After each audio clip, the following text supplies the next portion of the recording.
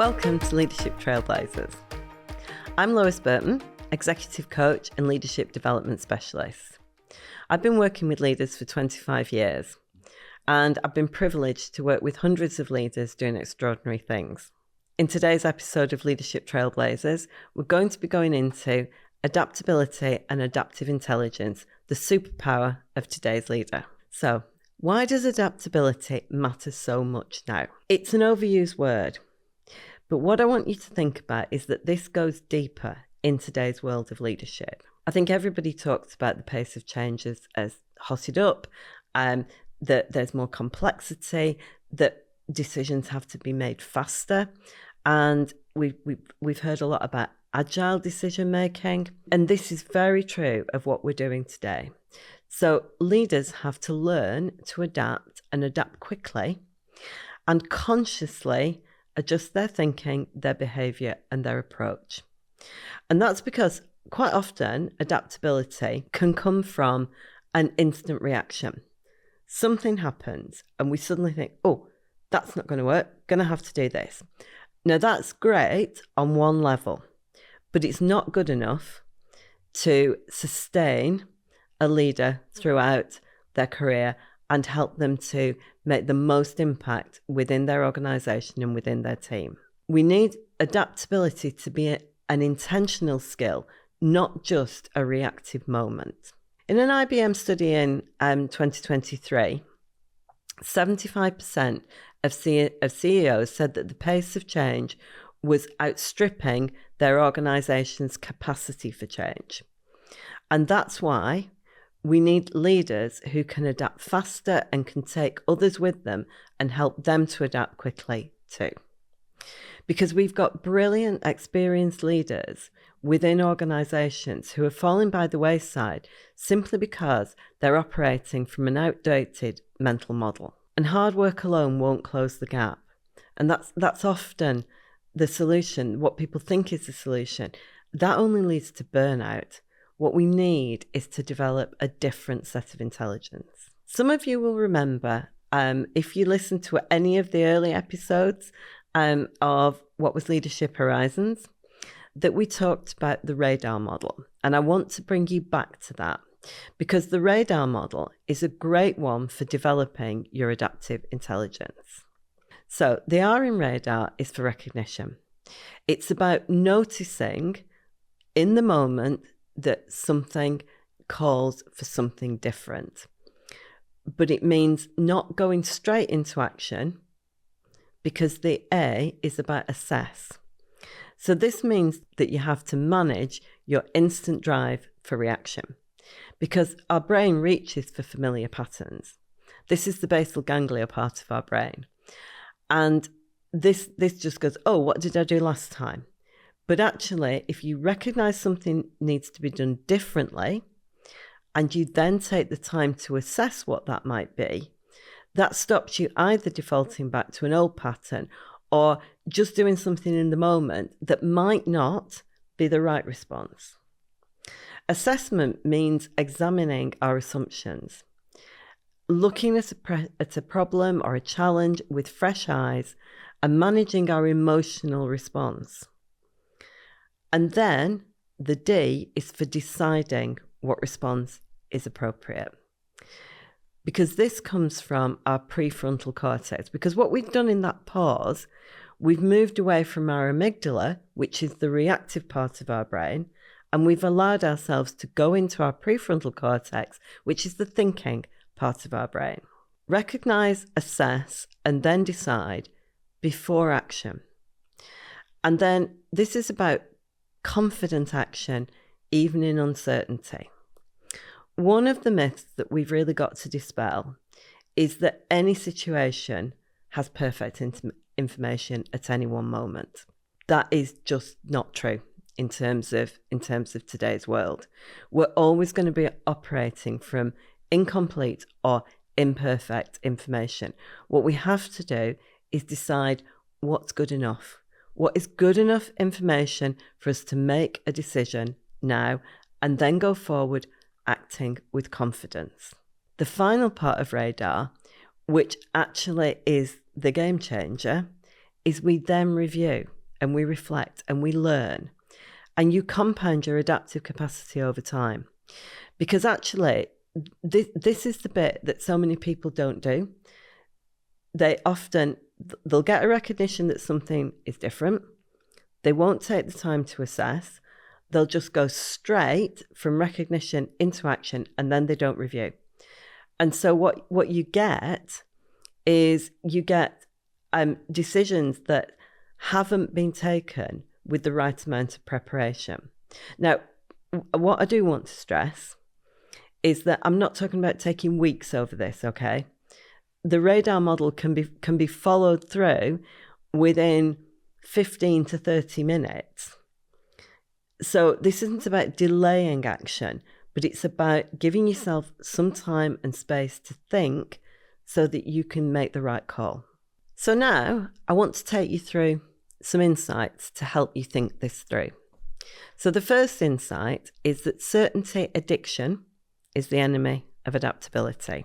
We are addicted, our brains are addicted as human beings to search for certainty. But actually, if we're looking for certainty in situations where actually it's impossible to have certainty, what that leads us to is over-planning, over-controlling, and mistaking activity for strategy. Our negativity bias fires in uncertain environments. And when we feel the threat response, that shuts down the prefrontal cortex and we go back to the amygdala, which means we're reacting rather than providing a thought-through response. So the antidote, as I said earlier on, is we have to build that tolerance for good enough information. And this is challenging because, everybody's saying, well, how do we know it's good enough? You, as leaders, have to survey your environment and make some decisions about this, about what is good enough. But you do have to build a tolerance because it is counterintuitive, and most people find this very challenging. So one of the people that I worked with quite recently, he was a CEO in a manufacturing environment, and he was a meticulous planner. It was his superpower. He was a great planner, but actually he didn't have tolerance for imperfect information. And what was happening to him is his performance and that of his team was starting to drop because he wasn't able to use that same level of meticulous planning that had served him in the past. He had to build a tolerance for imperfect information and making a plan built on imperfect information and then go into confident action. Somebody who was delaying action because he didn't feel he had enough information, to somebody who could go, okay, we've got the best information we can get at this moment, and we are going to confidently respond based on that. And it took him time. He actually said that one of the ways that he practiced was, rather than look at a breakfast menu in advance, which is what would have been his usual practice to decide what he was going to have that morning, that he started making decisions based on what he could see. So he hadn't read the menu. He just went into the breakfast room and made a decision based on what he could see. And I actually love that metaphor and that way of practicing, because all the time he was building his adaptive intelligence. And it did change things for him. It changed him from being that person whose performance was failing. It raised his performance and it raised his team's performance. The second insight I want to talk to you about, which is building on this, is about the fact that adaptability is a team sport. Individual capacity matters, but teams can either amplify or constrain that. So including your team in all of these discussions, sharing the radar model with them, getting them to tolerate the imperfect information and make decisions based on that, is all going to help. But one of the things that is important is that you build in psychological safety with your team, because psychological safety generates psychological flexibility. It allows for multiple perspectives, it allows for the toleration of disagreement, and it allows you to make changes without drama. Drama is the enemy of high performance. Drama in teams where we go into casting people into roles of persecutor, victim, and rescuer, that is never helpful to high performance. So what leaders need to help themselves to do and help their teams to do is to become more adult in their interactions.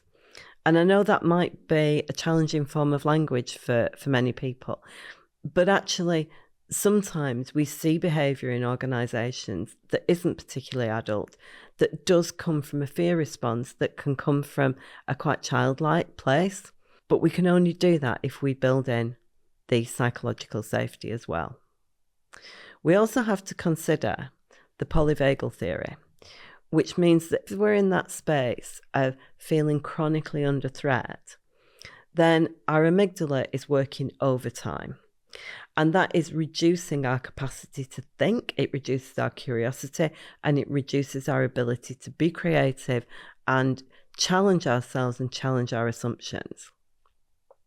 So adaptability does require psychological safety, and that's not soft, that's actually biology. So we need to be really mindful of this, that building trust and psychological safety within our team is going to raise the team's ability to become high performers and to work together to increase the team adaptive intelligence as well as individual adaptive intelligence. Third insight, self-awareness. Adaptive leaders are self-aware. Self-awareness is the foundation of both emotional and adaptive intelligence. And without it, the radar model, none of these theories work.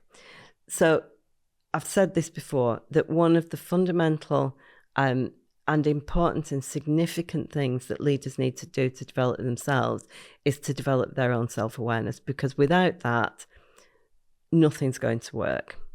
There's lots of research around this. The Korn Ferry group, who used to be Hay Group, they produced the Emotional and Social Intelligence Index. Self-awareness is massive on that. If anyone's read any of Viktor Frankl's work, which is so powerful, and he talks about in the space between stimulus and response lies growth, but that's not possible unless we understand our own triggers, and that comes back to self-awareness. So we have to, as leaders, work on our self-awareness. So what are some practical tips to help you with this? First tip, a weekly radar check-in. I would suggest that you do this individually and that you also encourage it as a team activity as well. So, and this is just a 10-minute activity. For yourself, end of the week or beginning of the week is really good. For your teams, whenever it's your team meeting, it can be either your opener or something that's built in fairly high on your team agenda.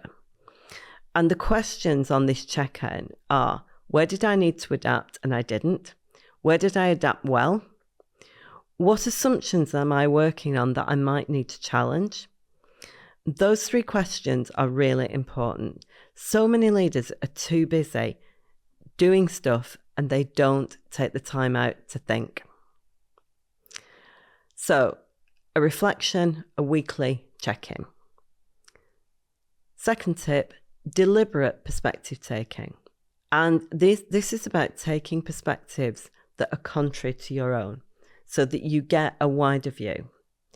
I'd suggest that you choose a stakeholder whose view you find hardest to understand and spend 5 minutes genuinely arguing their case to yourself. Now, this isn't necessarily about changing your view or agreeing with their perspective, but it is about deepening your understanding. Because if you don't understand that point of view, there is absolutely no way that you can take it into account. And remember that people who have a different point of view for yours are not necessarily resisting you. The resistance makes complete sense from where they're standing, but you have to understand that to be able to come to some common ground with them. I had a great example of this in the last couple of weeks with somebody that I was working with. She came to her coaching session because she's involved in a big project that involves multiple teams. And she'd been at 2 or 3 meetings where she was trying to convince members of other teams of something that she didn't believe would work and that was holding the project up. But all she said to me was that they didn't want to listen. They didn't want to hear my point of view because from their perspective, everything was fine. I took her back to what might be going on for them. Where are they coming from and here? What might be the points that have something in them that they're putting forward? And what happened then was that she got a deeper understanding of where they might be coming from, and she figured out a different way of approaching them so that they might be much more open to hearing her. Because if we push against resistance, which is often a natural reaction, all we do is raise it. So taking in and being very deliberate about taking in perspectives that are different to ours increases our adaptive intelligence and also helps to lower resistance both in ourselves and in others. Third tip, create your adapt or defend trigger list. Write down 3 to 5 triggers, situations, people, types of feedback, things that you know trigger you. And next to each one, a question to interrupt the pattern. A good question is, am I protecting my view, my team, or my identity here? Or could this be a genuinely good idea? The example I gave about my coachee, she was protecting her team. But actually what she needed to do was to be more open-minded and understand the perspectives of other teams in order to get a good result and see where there might be value in their ideas and not just in her own. And the goal here is to stop your strong views or ingrained and rigid biases stopping you from learning, because that's what rigid thinking does. It stops us from learning. It closes us down as opposed to opening us up. And adaptive intelligence requires us to be open. So let's do a quick recap. We've looked again at the radar model and how that can assist adaptive intelligence. We've thought about 3 insights around this: the certainty addiction, the fact that adaptability is a team sport, and the importance of increasing our self-awareness. And I've given you 3 tips: the radar check-in, the deliberate perspective taking, and the trigger list. So my challenge to you this week is to pick 1 tip and do it this week, because getting into action really makes the difference. The gap between knowing something and thinking about it and actually doing it is where leadership development can either thrive or die. So I want you to get into action this week. I want you to pick 1 of those tips and actually do it. I'd love to know how you get on. So please come and find me either on LinkedIn or on loisburtononline.com. If you want to also talk about any coaching, team coaching, or just further conversation, I'd be so happy to hear from you. And share this episode with a leader who you think needs it or will benefit from it. Subscribe, share, and follow. I'll see you next week. Keep leading forward. This is Leadership Trailblazers.